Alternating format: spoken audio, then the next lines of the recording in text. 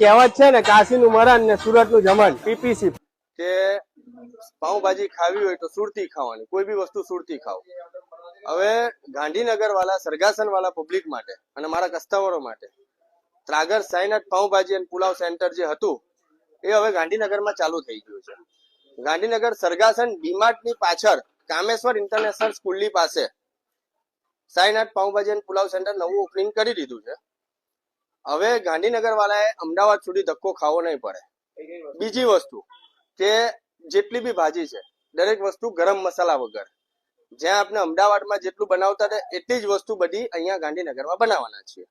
આજે હું નહીં, આપણે કસ્ટમર નો રિવ્યુ લઈએ. ચલો મારી સાથે. હેલો ફ્રેન્ડ્સ, કેવું લાગ્યું તમને સાઈનાથનું ફૂડ? બહુ મસ્ત, એક નંબર હતું. ભાજી પાવ બહુ ખૂબ સરસ હતું ભાઈ. ખાસ બધું ખાધું, પેટ ભરાઈ ગયું પણ મન ના ભરાણું.